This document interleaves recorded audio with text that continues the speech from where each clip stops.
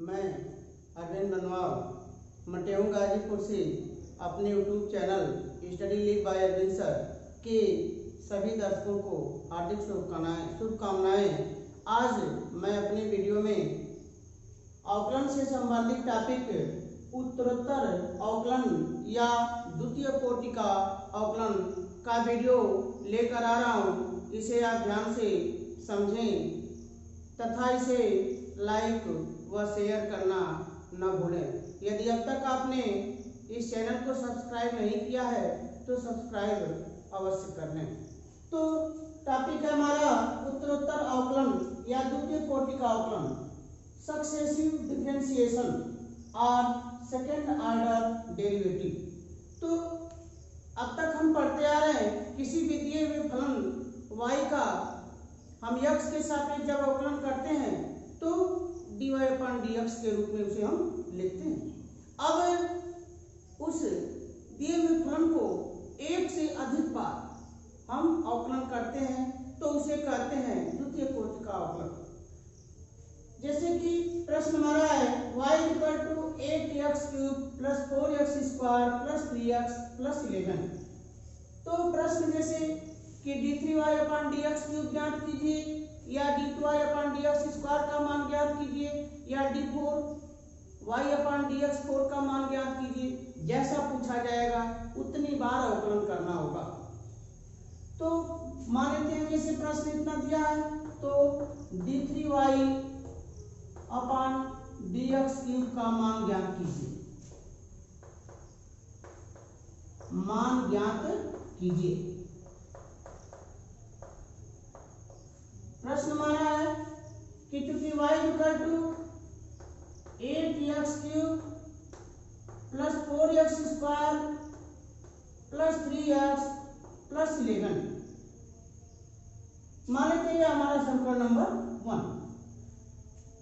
तो x के सापेक्ष अवकलन करने पर x के सापेक्ष अवकलन करने पर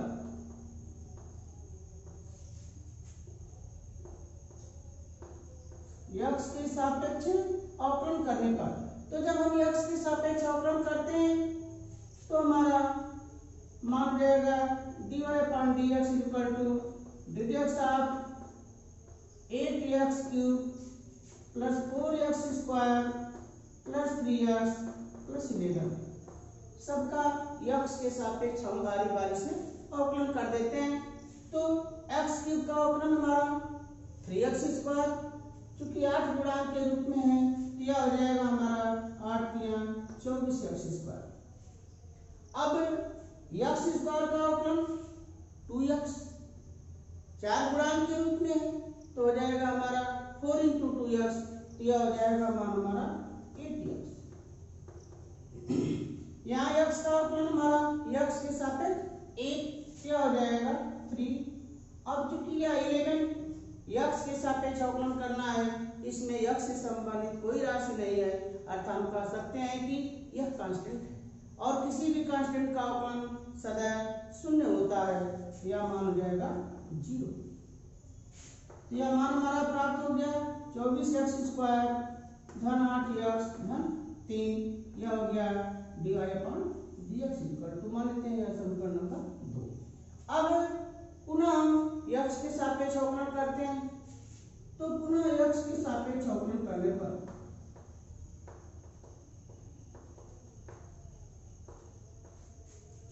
x के सापेक्ष अवकलन करने पर तो यह हो गया मान हमारा d2y/dx² = dx of 24x² + 8x + 3। अब जब इसका हम अवकलन करते हैं तो x² का अवकलन 2x, यह मान हो जाएगा हमारा 48x प्लस और 8x का हो जाएगा 8 और 3 का अवकलन 0। यह d2y/dx² का मान हमारा प्राप्त हो गया 48x × 8। अब चूंकि हमें d3y/dx³ का मान ज्ञात करना है, अभी हमको d2y/dx² का मान प्राप्त हुआ, तो पुनः हम इसका x के सापेक्ष अवकलन करते हैं। तो पुनः x के सापेक्ष अवकलन करने पर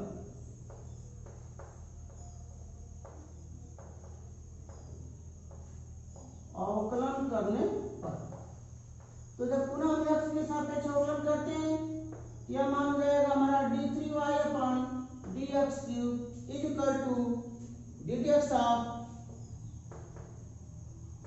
48x धन 8। अब x का x के सापेक्ष अवकलन 1, तो 48 से कम 48 और 8 क्योंकि कांस्टेंट है तो x के सापेक्ष इसका अवकलन 0, तो यह मान हो जाएगा हमारा 48, अर्थात d3y अपान dx क्यूब का मान हमारा प्राप्त हुआ 48। इस प्रकार किसी भी दिए गए प्रश्न को उसका d3y अपान dx क्यूब ज्ञात करना हो या d4y अपान dx 4 ज्ञात करना हो, जो भी अवकलन ज्ञात करना हो उतनी बार हम अवकलन करते हैं। अगला प्रश्न हमारा y equal to e power 6x cos 3x, तो d2y अपान dx स्क्वायर का मान ज्ञात कीजिए। प्रश्न हमारा है क्योंकि y equal to e power 6x cos 3x हमें ज्ञात करना है d2y अपान dx स्क्वायर का मान, तो सबसे पहले हम dy अपान dx का मान ज्ञात करते हैं, अर्थात दिए हुए फलन का हम x के सापेक्ष अवकलन करते हैं। तो x के सापेक्ष अवकलन करने पर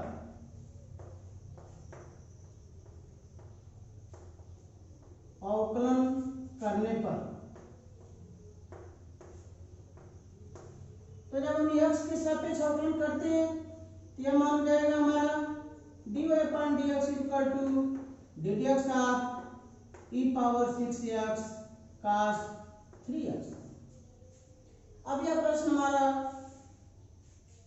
दो फलन, पहला फलन हमारा e पावर 6x और दूसरा फलन हमारा cos 3x, तो दो फलनों के गुणनफल का अवकलन, दो फलनों के गुणनफल का अवकलन इस फार्मूले से इसको हल करना है।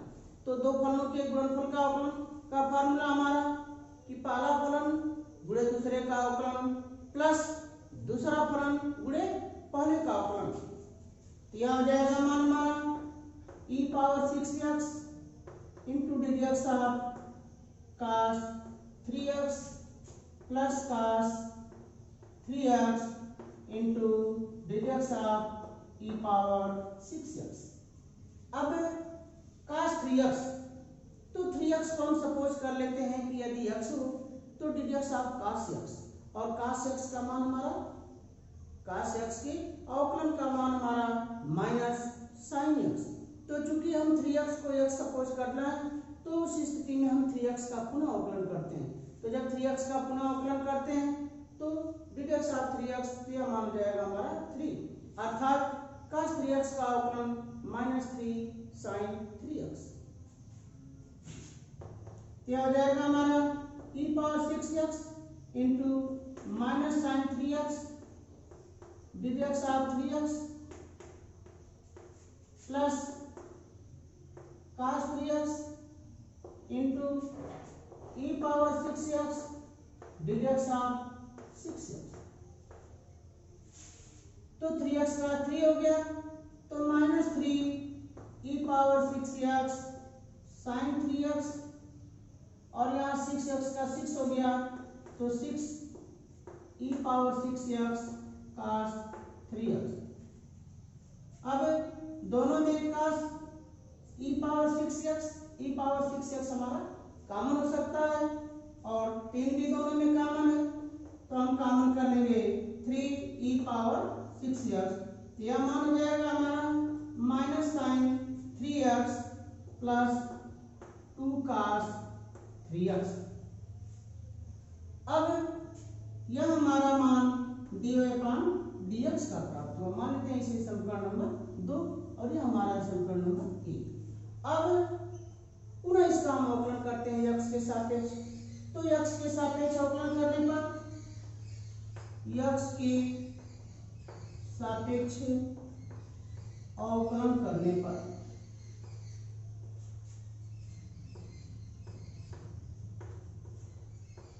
तो जब हम x के सापेक्ष अवकलन करते हैं यह मान हो जाएगा हमारा d2y/dx square equal to 3 into dx of e power 6x minus sin 3x plus 2 cos 3x। अब हम पुनः यहाँ पर दो फलों के गुणनफल के फार्मूले की सहायता से इसको सरल करते हैं।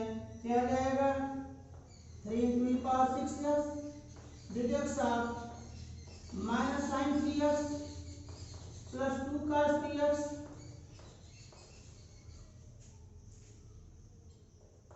plus 3 into minus sin 3x plus 2 cos 3x into dx of e power 6x। अब इसको हम पुनः सरल करते हैं तो sin 3x का formula dx of sin 3x तो यह मान जाएगा हमारा 3 cos 3x। cos 3x का फार्मूला तो माइनस 3 sin 3x। तो इसको हम रख देते हैं सरल करके तो 3 e पावर 6x यहाँ आ जाएगा माइनस 3 cos 3x या चूंकि माइनस 3 sin 3x इस cos 3x का अवकलन होगा और आगे 2 लगा है तो माइनस 3 गुना के 6 माइनस 6 sin 3x। पुनः e पावर 6x का अवकलन तो e पावर 6x और 6x का अवकलन करेंगे तो 6 तो हो जाएगा 6 e पावर 6x। तो यह हो जाएगा 6 18 e power 6x minus sin 3x plus 2 cos 3x। अब हम इसे e पावर 6x हमारा दोनों में कॉमन और यह 3 भी कॉमन मिल सकता है तो 3 पावर 6x हम कॉमन ले लेते हैं। तो जब हम कॉमन लेंगे तो मान हमारा यहाँ बचता है minus 3 cos 3x minus 6 sin 3x। यहाँ जब 3 कॉमन हो जाता है तो अभी हमारा 6 बचता है। 6 से अंदर गुणा करके हम लिखते हैं तो माइनस 6 sin 3x और ये 6 का जब 2 में गुणा करते हैं तो 6 गुना के 12 cos 3x। अब चिन्ह सहित इसको हम सरल कर देते हैं तो 3 power 6x minus 3 cos 3x धन 12 cos 3x हो जाएगा 9 cos 3x minus 6 sin 3x minus 6 sin 3x तो माइनस 12 sin 3x। अब इन दोनों में पुनः 3 कॉमन तो हम कॉमन कर लेते हैं तो 3 3 जा 9 e पावर 6x तो 3 cos 3x minus 4 sin 3x। इस प्रकार हम इसे सरल करते हैं और ये हमारा d2y/dx स्क्वायर का मान प्राप्त होता है। अगला प्रश्न हमारा y equal to a cos x plus b sin x तो सिद्ध कीजिए कि d4y/dx4 is equal to y। तो प्रश्न हमारा दिया है कि चूंकि y equal to a cos x plus b sin x मान लेते हैं समीकरण नंबर हमारा a। x के सापेक्ष अवकलन करने पर x के सापेक्ष अवकलन करने पर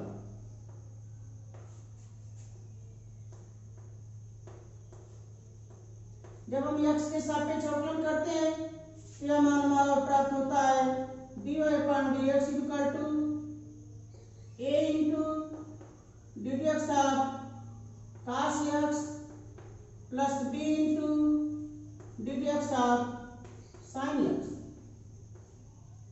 अब जैसा कि हम फार्मूला पढ़ चुके हैं फार्मूला हम जानते हैं कि dx of cos x is equal to minus sin x और dx of sin x is equal to cos x।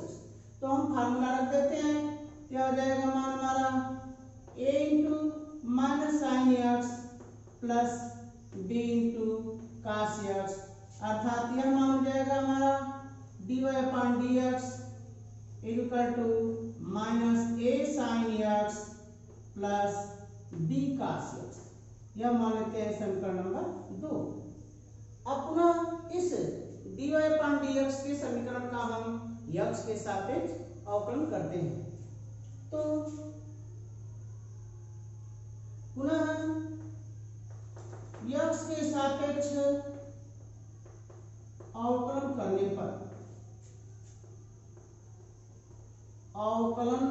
करने पर तो जब हम x के सापेक्ष अवकलन करते हैं तो हमारा मान प्राप्त होता है d2y upon dx square equal to minus a into ddx of sin x plus b into ddx of cos x। तो sin x का अवकलन हमारा ddx of sin x equal to cos x और ddx of cos x equal to minus sin x। तो हम मान रख देते हैं तो minus a cos x minus b sin x। यह हो गया हमारा d2y अपॉन dx स्क्वायर का मान। अब ये मानते हैं समीकरण नंबर 3। तो अब पुनः इसका हम x के सापेक्ष अवकलन करते हैं। तो पुनः x के सापेक्ष अवकलन करने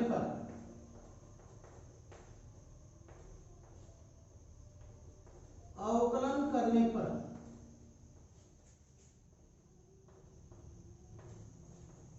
जब हम अवकलन करते हैं तो मान हमारा प्राप्त होता है d3y upon dx cube equal to minus a into ddx of cos x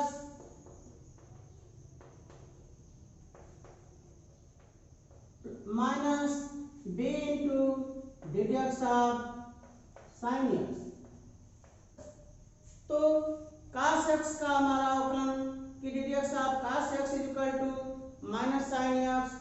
तो यह हो जाएगा हमारा minus minus plus a sin x minus b cos x, अर्थात d3y अपॉन dx क्यूब का मान हमारा प्राप्त हो गया a sin x minus b cos x।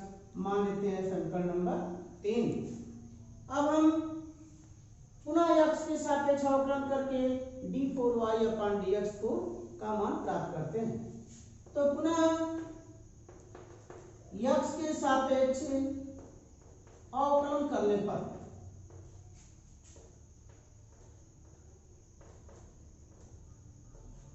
x के सापेक्ष अवकलन करने पर जब हम पुनः x के सापेक्ष अवकलन करते हैं तो यह मान प्राप्त होता है हमारा d4y upon dx four equal to a into ddx of sin x minus b into ddx of cos x। अब sin x का अवकलन cos x और cos x का अवकलन माइनस sin x। तो यह आ जाएगा मान हमारा a cos x plus b sin x। अब a cos x plus b sin x यह मान हमारा है y का। तो y is equal to a cos x plus b sin x, अर्थात a cos x plus b sin x के स्थान पर हम y लिख सकते हैं। तो यह मान हो गया हमारा d4y upon dx4 equal to y, और यही हमें सिद्ध करना था।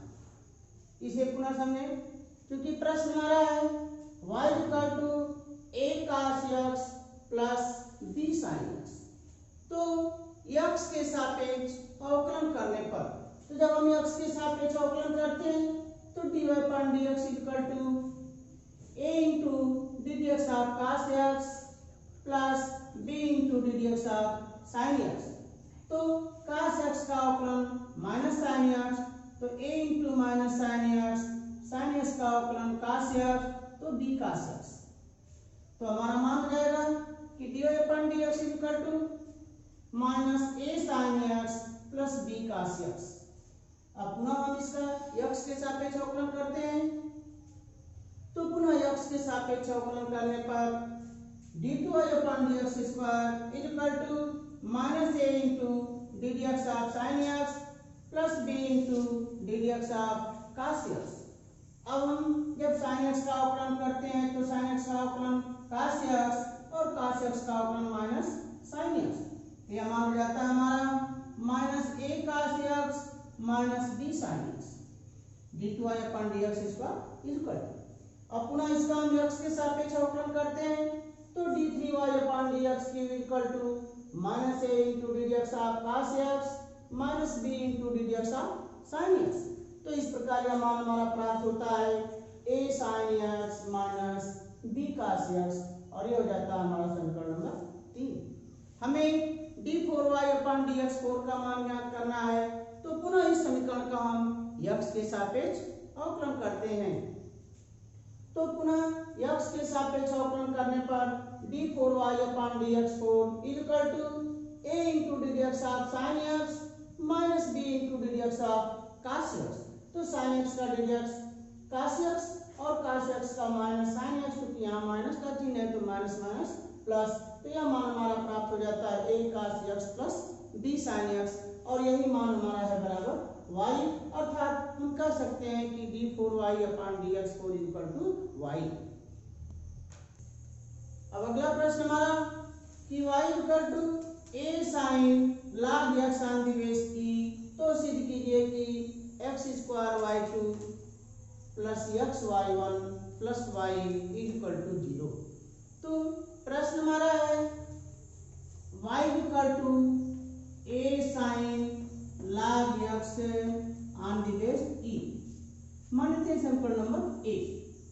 अब इसका हम x के सापेक्ष अवकलन करते हैं तो dy upon dx equal to a into D D x of sine log x on the base e। तो अगर log x को हम सपोज कर लेते हैं कि x तो d D x of sine x और d D x of sine x equal to cos x। तो यह मान जाएगा हमारा a into cos log x पुनः into D D x of log x on the base e। अब log x on the base e का अवकलन हमारा होता है 1 अपॉन x। तो इसका मान हो गया 1 अपॉन x।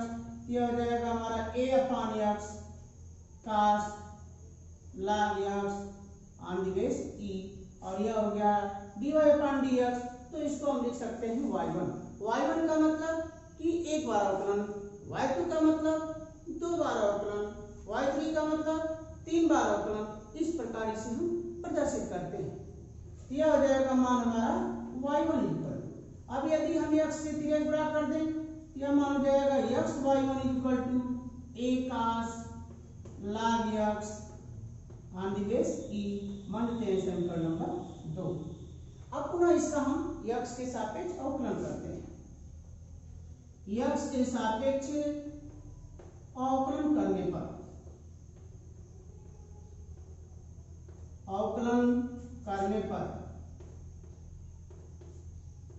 तो जब हम x के सापेक्ष अवकलन करते हैं तो d D x of x y1 equal to a into D D x of cos log x on the base e। अब यहाँ जो है d D x of x y1 अर्थात हमारे यहाँ दो फलन है, अर्थात यह दो फलनों का गुणनफल हो गया जिसमें पहला फलन x और दूसरा फलन हमारा y1। तो यह हो जाएगा मान हमारा x into D D x of y1 plus y1 into D D x of x। अब यहाँ मान हमारा अगर हम log x को x सपोज कर लें तो d D x of cos x equal to minus sine x तो माइनस यह हो जाएगा sine log x on the base e और पुनः into D D x of log x on the base e। तो d D x of log x on the base e का मान हमेशा हमारा 1/x होता है, तो इसका मान हो जाएगा 1/x। यह हो जाएगा मान हमारा -a/x sine log x on the base e। अब इधर हम देखते हैं तो x into D D x of y1 यानी y1 का x के सापेक्ष अवकलन यह हो जाएगा हमारा y2 अर्थात d2y/dx²। यह हो जाएगा मान हमारा x y2 और x का x के सापेक्ष अवकलन 1 यह हो जाएगा हमारा y1 equal to -a/x sine log x on the base e। अब यह जो x हमारा अपान में है हम पक्षांतर कर देते हैं तो बाएं पक्ष में यह हमारा तिर्यक गुणा के रूप में हो जाता है। तो जब इसका हम तिर्यक गुणा कर देते हैं तो x y2 में x का गुणा कर देंगे तो यह हो जाएगा मान हमारा x² y2 और y1 में जब x से गुणा करते हैं यह हो जाएगा मान हमारा x y1 equal to -a sine log x on the base e। चूंकि प्रश्न हमारा है y equal to a sine log x on the base e अर्थात a sine log x on the base e को हम लिख सकते हैं y। तो यह मान हो जाएगा हमारा x² y2 plus x y1 equal to -y। अब इस -y को अगर हम पक्षांतर कर दें तो हो जाता है मान हमारा +y। तो x² y2 plus x y1 plus y equal to 0। इस प्रकार हम ऐसे दिए हुए प्रश्नों को सरल करते हैं। अब अगला प्रश्न हमारा y equal to a e⁻mx plus b e⁻nx है, तो दर्शाइए कि d2y/dx² minus m plus n into dy/dx plus mny equal to 0। तो मान हमारा दिया है कि y equal to a e⁻mx plus b e⁻nx मान लेते हैं समीकरण नंबर 1।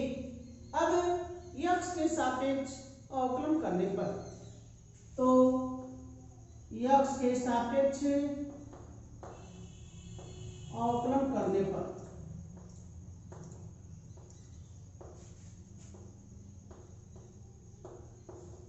तो अवकलन करने पर मान हो जाएगा हमारा dy/dx equal to a into D D x of e⁻mx plus b into D D x of e⁻nx।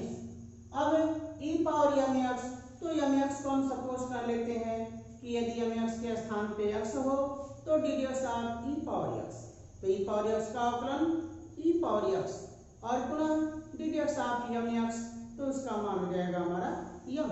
इसी प्रकार हम e⁻nx का भी अवकलन करते हैं।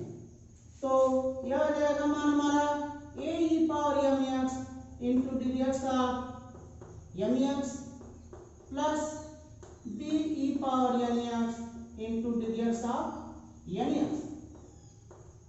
अब mx का x के सापेक्ष अवकलन हमारा m क्या हो जाएगा m a e⁻mx plus n b e⁻nx। यह आ जाएगा dy/dx का मान लेते हैं समीकरण नंबर 2।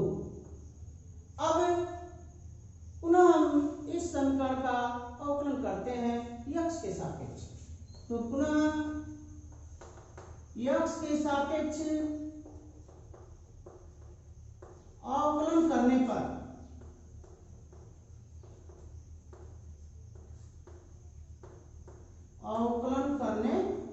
तो जब हम x के सापेक्ष अवकलन करते हैं तो d2y/dx² equal to ma into D D x of e⁻mx plus N b into D D x of e power N x.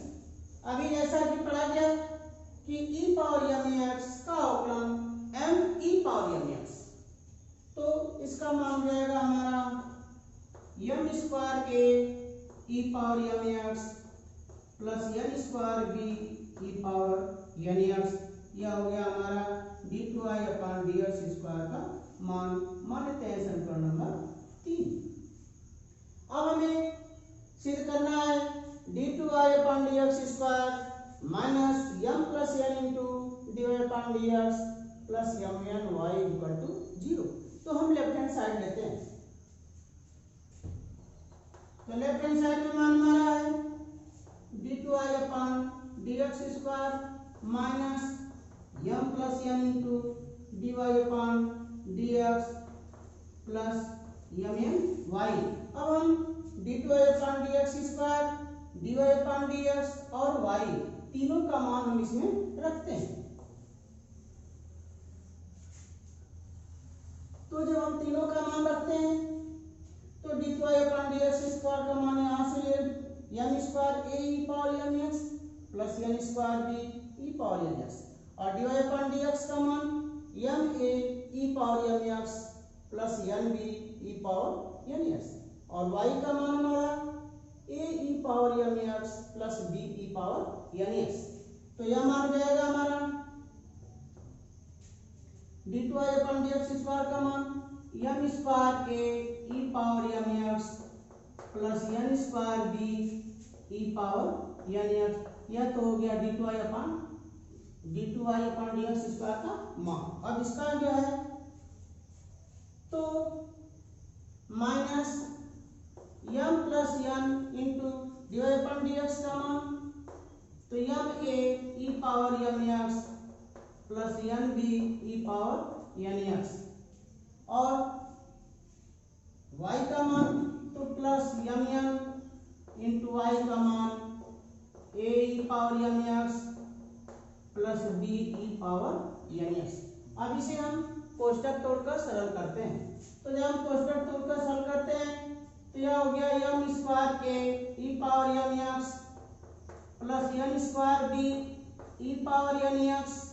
अब माइनस एम से इंटू करते हैं तो माइनस एम स्क्वायर ए ई पावर एन एक्स, इस M से जब इसमें into करते हैं तो minus M N B E power N x. अब एन से गुणा करते हैं, माइनस का चिन्ह आ गया है तो minus M n a E power N x minus n square B E power N x, और इससे गुणा करते हैं तो plus M n a E power N x plus M N B E power N x. अब हम देखते हैं कि जो मान प्लस माइनस है कट जाएंगे, तो एम स्क्वायर ए ई पावर एम एक्स और माइनस एम स्क्वायर ए ई पावर एम एक्स, तो दोनों मान ये परस्पर कट जाएंगे। अब n square B E power N x, यहाँ भी हमारा माइनस एन स्क्वायर बी, तो ये भी मान कट जाएगा। Minus M N B E power N x और यहाँ है plus M N B E power N x, तो ये भी दोनों मान कट जाएंगे। Minus M n a E power m x plus M n a E power m x, तो ये भी दोनों मान कट जाएंगे, अर्थात सभी मान कट जाते हैं, मान हमारा प्राप्त होता है 0। अतः यही हमारा राइट हैंड साइड है। अतः हम कह सकते हैं कि लेफ्ट हैंड साइड बराबर राइट हैंड साइड के, अर्थात d two I upon D x square minus M plus n d Y upon D x plus M n y equal to 0।